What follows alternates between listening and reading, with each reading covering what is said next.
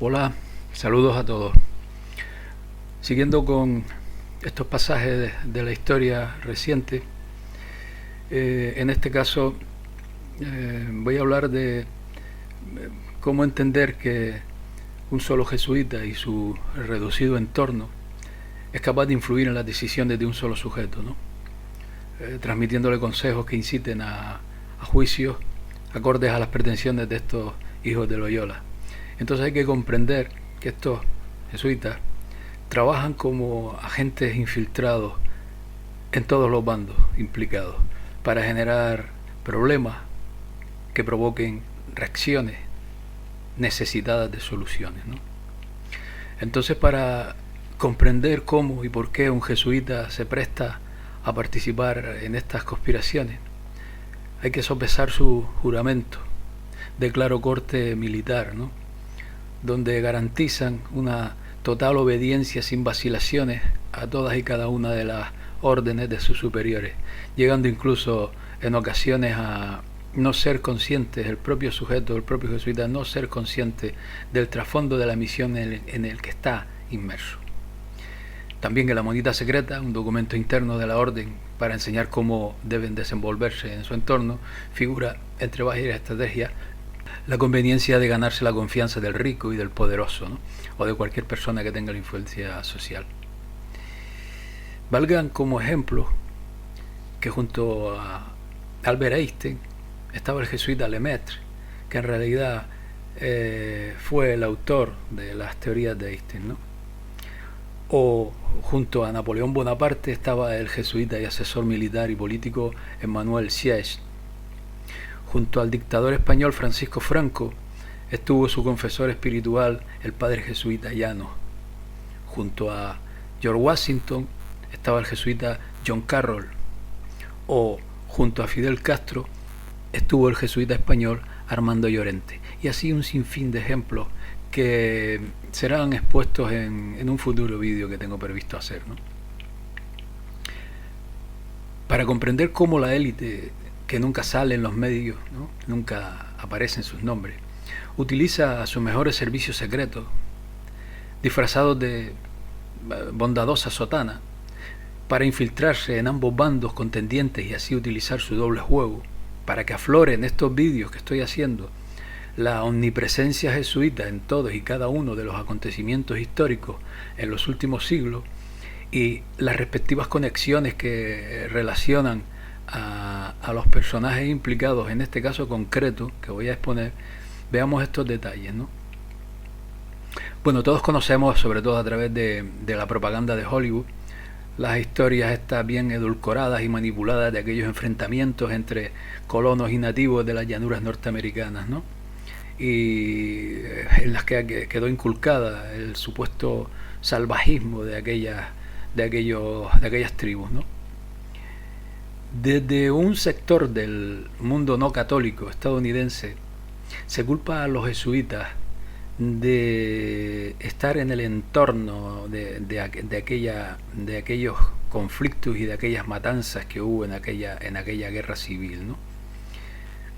Hay muchos datos, pero uno por citar, por si quieren tirar de este dato. Según el autor antimasónico A.C. de la Rive, en su libro La Femme de l'Enfant dans la Franc-Maçonnerie Universelle, Albert Pike, destacado militar del ejército, estaba supervisado y aconsejado por el jesuita Pierre-Jean de Smet.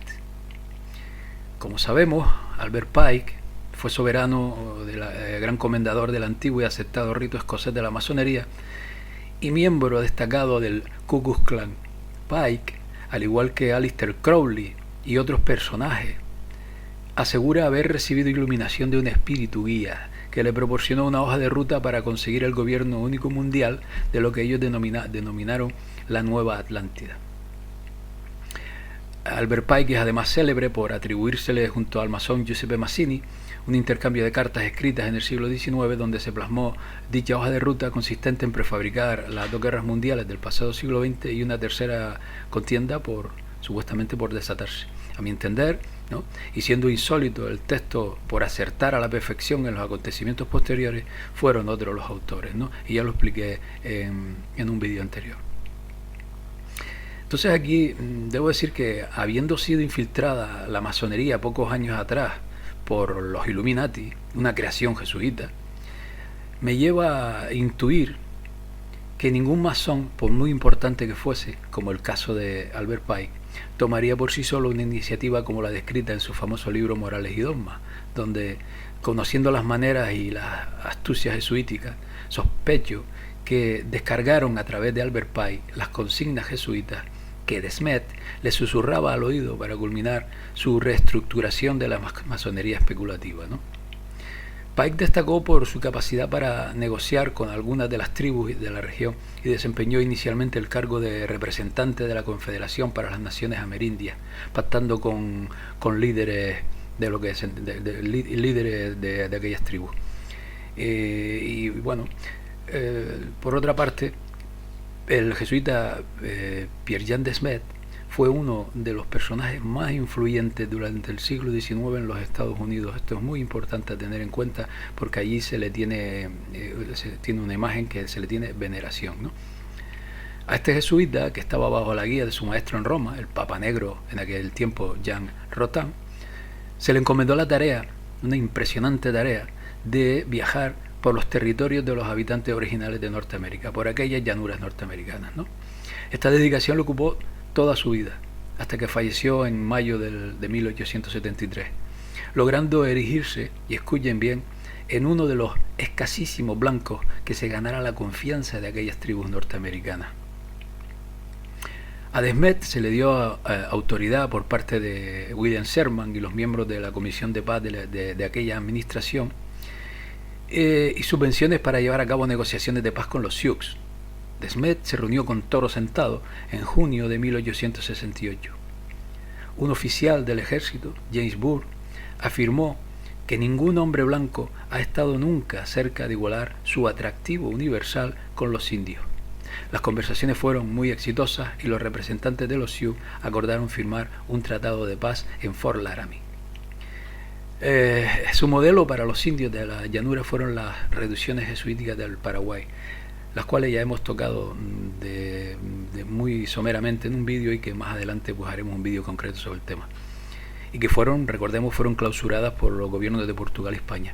Hoy día podemos comprobar el resultado de toda aquella historia, porque los nativos quedaron confinados a la reserva y bueno, y ahí perdiendo toda su esencia, ¿no? Desmet empezó a organizar a los indios en reducciones, mientras se proponía utilizarlos como soldados para repeler el movimiento de colonos protestantes del territorio de Oregón. Cabe recalcar que estos jesuitas no son católicos, ¿no? Ellos utilizan la religión para sus propósitos. Ojo con esto, ¿no? Una de las masacres implicaba el uso de los indios cayuse, que mataron a 18 protestantes el 27 de noviembre de 1847. 53 mujeres y niños fueron llevados cautivos y sufrieron indescriptibles indignidades durante 30 días hasta que se pagó un rescate por su liberación. Los hijos de Loyola, es decir, los jesuitas, fueron entonces acusados públicamente de esta atrocidad y quedaron bajo sospecha de otras tantas masacres de aquellos tiempos, de aquellas masacres que provocaban la reacción del ejército, de los ejércitos confederados. Fueron acusados muchas veces los jesuitas. Entre estas voces estaba el pastor Henry Spaulding, que predicó a lo largo de su vida la duplicidad de la orden jesuita, tanto en la matanza de 1848 como en otras, ¿no? En otras matanzas que ocurrieron en aquel tiempo. Digamos que este doble juego muy utilizado por estos jesuitas, el divide y vencerá, que incitó, por ejemplo, a la creación del Ku Klux Klan como otro motivo de discordia en aquel país, acogió también a los mormones, ¿no? Pierre-Jean Desmet conoció a Brigham Young y a un gran grupo de mormones. A medida que estos fueron perseguidos de un estado a otro en busca de un lugar donde vivir en paz, acudieron a los consejos de este jesuita Pierre Desmet, ¿no? Este jesuita explorador del oeste americano. Su descripción del magnífico valle del Gran Lago Salado, Salt Lake City, les agradó, y así este lugar se convirtió para los mormones en lo que Roma es para los católicos, ¿no? Y el jesuita Pierre Desmet se encuentra allí entre las estatuas de sus fundadores.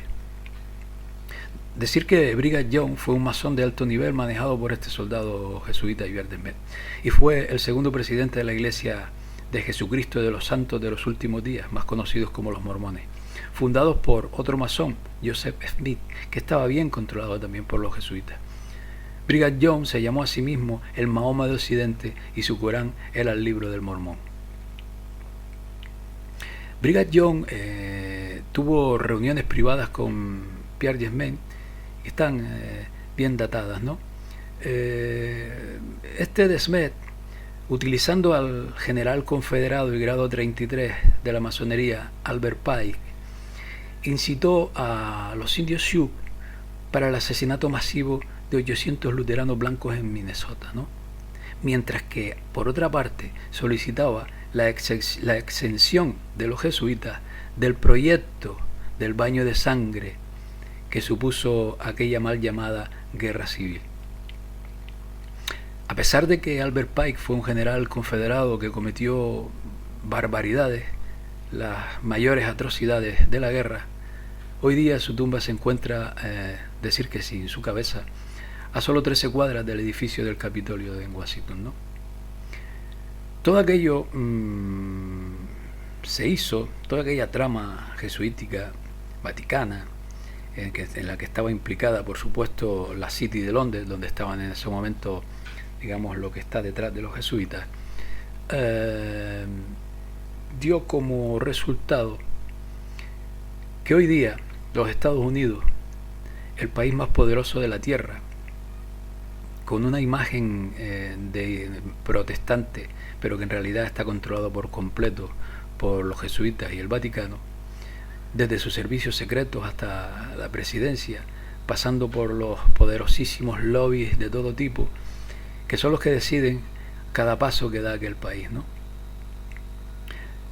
Para un neófito en estos temas conspirativos, esto que acabo de decir no son pruebas concluyentes, ¿no? Y para mí tampoco. Pero la intuición y las sospechas que me generan tantas otras historias similares me llevan a las mismas conclusiones, a ver ese doble juego jesuítico, infiltrados en ambos bandos, dejando asomar una idea y escondiendo otra para que el resultado sea el apetecible. Y sobre todo porque detrás de cada esquina, detrás de cada personaje, siempre aparece un jesuita. En fin, esto era el breve comentario que quería trasladarles hoy. Y nada, amigos, hasta la próxima. Saludos a todos.